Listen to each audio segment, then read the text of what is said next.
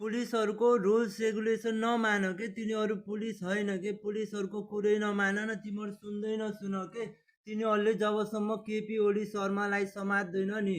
तबसम्म हामी पनि तिनीहरुको आवाज नसुन्ने के कुन पुलिस छ हैन कसको दम छ हेरौँ न कसले सिंघम जसरी गएर समाते ल्याउँछ त्यो केपी ओली शर्मालाई गएर थुते ल्याउने हो नि यार कसले सक्छ को पुलिसको गाडमा दम छ हेरौँ यार त्यत्रो जनालाई मारिदियो होइन अनि त्यो पुलिसहरूलाई सबलाई थाहा छ कि त्यसले मारेको हो भनेर तर केही गर्न सकेको छैन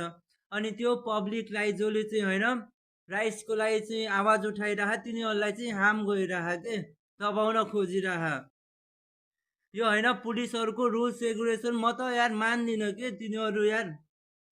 पुलिस भन्ने धाक देखाइरह कोही पनि होइन तिनीहरू जबसम्म त्यो केपी ओली शर्मालाई समात्दैन नि तबसम्म हामी पनि तिनीहरूलाई किन फलो गर्ने के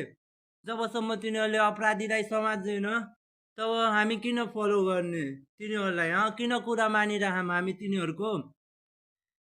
पुलिस सुलिस त्यस्तो केही हेर्दैन हेर के हानिदिने हो सबलाई जबसम्म त्यो केपी ओली शर्मालाई समात्दैन होइन रुल्सै बचेन नि रुल फलो गर्न तैँले तँलाई थाहा छ त्यो अपराधी हो तिमीहरूलाई थाहा छ त्यो अपराधी हो त्यो नि समात्दैनस् त्यो होइन आवाज उठाएको यो थोरलाई समातिरहस् दबाउन खोजिरहस् कसको दम छ हेरौँ न कोसँग त्यस्तो दम छ जान केपी ओलीलाई समात निकाल सिङ्गम जस्तो निकाल हेरौँ हामी पनि साला खातेहरू झोलेहरू पुलिसहरू सब झोले हो के यो धाक देखाइरह पोजिसनको पावरलाई मिसयुज गरिरह पावर युज गर जा समात गएर केपी ओलीलाई निकाल